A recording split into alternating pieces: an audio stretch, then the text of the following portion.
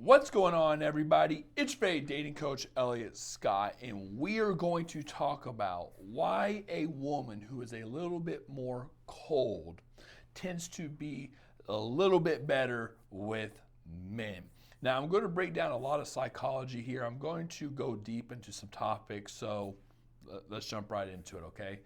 The first thing I want to preface this with is an example, like an analogy of a negotiation. If you were working at Elliot Scott Enterprise, Elliot Scott Corporation, I'm opening the door, shaking your hand. Hey, Susie, what's going on? How are you? And we begin talking, and I start off saying, oh my God, Susie, you're everything we wanted. You will be a dream come true if you decide to sign on with us. I've been looking for ages and I could not find anyone like you or with your expertise and skill set. You are the missing puzzle piece. You are exactly what we need here, okay? And then I'm like, okay, now let's sit down and negotiate. How do you think that's going to go for me?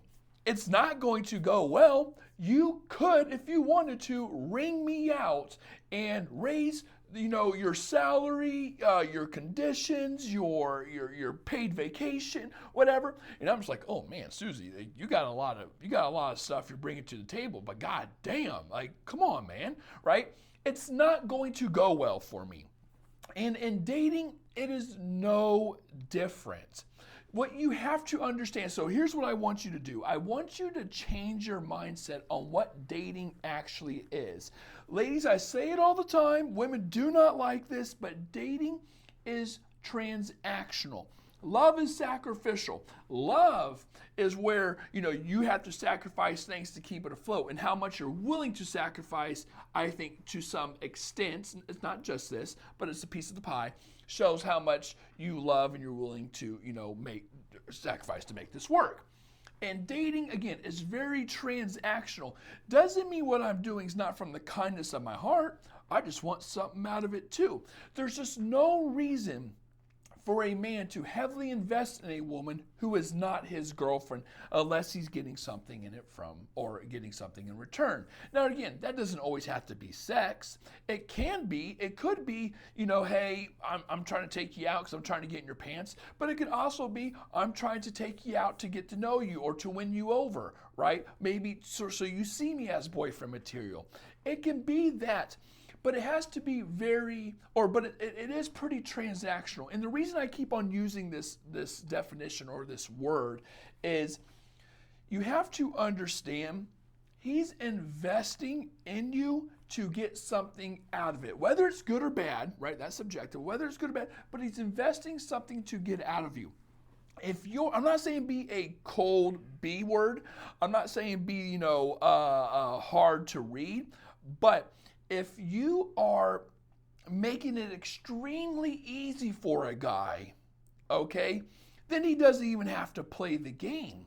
He doesn't have to play the game. He knows he has you. He's going to default into more of a laid-back mindset, which causes him to create a frame where he's the prize and you're still searching for the answer. Because think like this, if he plays his role correctly, which is, I'm not going to show her exactly where she stands. Again, you guys can flirt, laugh, have fun, compliment each other, all that. But if you don't know exactly where he stands or what he's looking for, let's just say you don't ask the questions or you're just blind on what you're seeing, okay? Well, then you're very ignorant in this current frame, in this game. But if you're leaning forward and showing all these signs and saying all the stuff I did in the example of, you work for Elliot Scott Enterprise, it's like revealing your cards. He's going to know, right, the hands you have, and he can act accordingly. So it's really important for a woman to play the game. This is why mystery and curiosity is so sexy.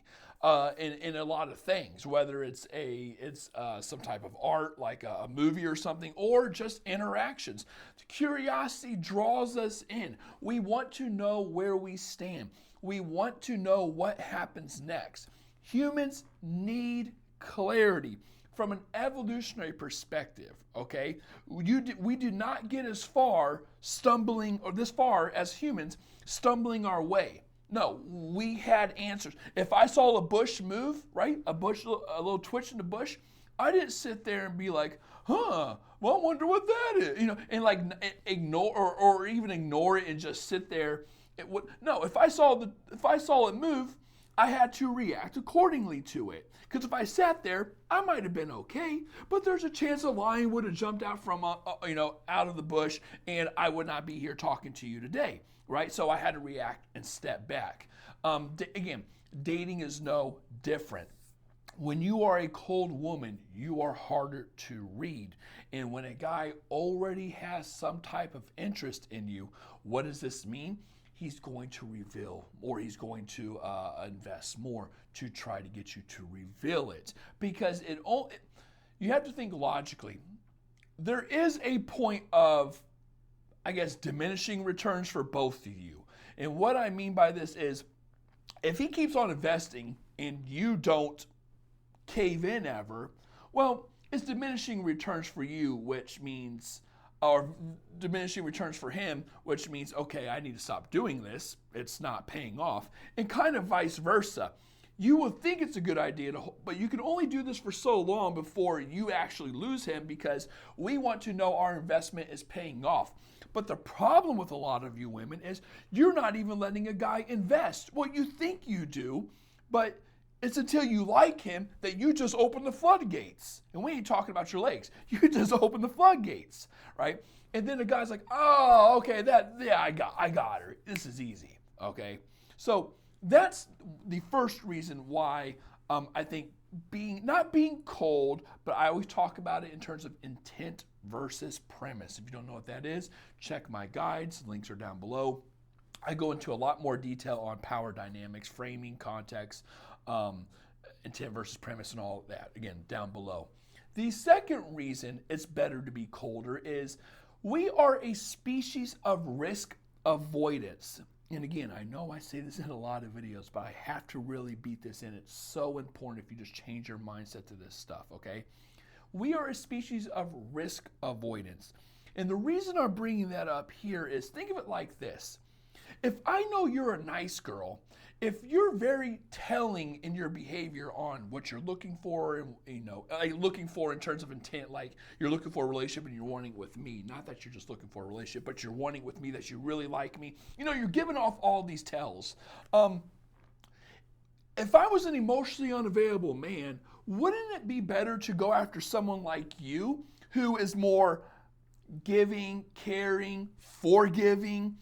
You might give me a lot more chances. Maybe you don't have a lot more options. Maybe you're loving. Maybe you have a void to fill, and something like that. Like, wouldn't it lower my risk in terms of getting turned down or my ego bruised by going for someone like you versus a 10 who is playing actual hard to get?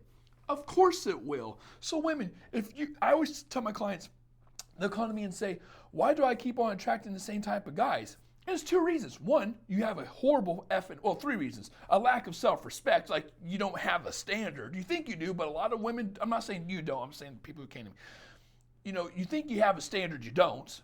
Like cutthroats. You have to be cutthroat with that shit, number one. Number two, you have a bad filter, okay? Some people just have bad filters. You just don't see it. And three, it's everything I'm saying right now. It's the fact that you're talking to these guys and you're nice and sweet and giving and loving and caring. They're going to take advantage of that.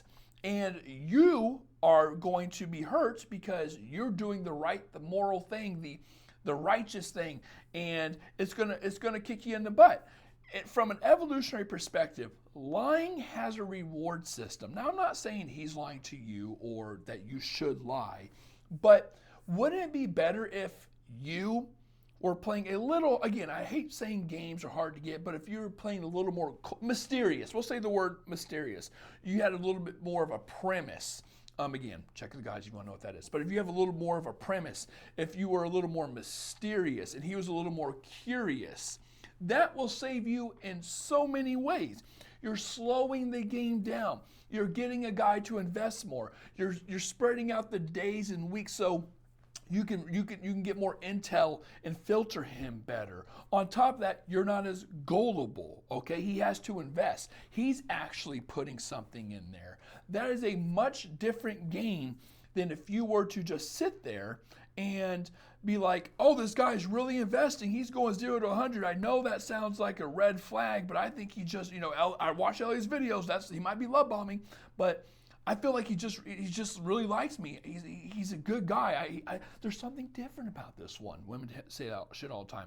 There's something different about this guy. But guess what? The same shit will happen. Maybe it won't. Maybe it will turn out happily ever after. But you don't know that. And whenever you're curious, right, you take on the burden of risk. I always say a hopeful woman or a confused woman is a hopeful woman. The same with a man. If you want a man to invest more, he has to be curious. There's no reason for me to invest in you if I know I have you.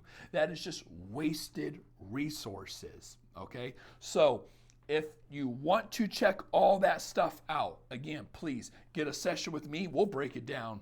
I'll break that shit down. Not like you will leave with a smile on your face and all the clarity you need. Or if that's a little too much for you, my guides, 6 guides down below. I talk about everything in terms of male psychology, power dynamics, how to build rapport, dates, all that, okay? Down below. Ladies, I love you all. Take care and peace.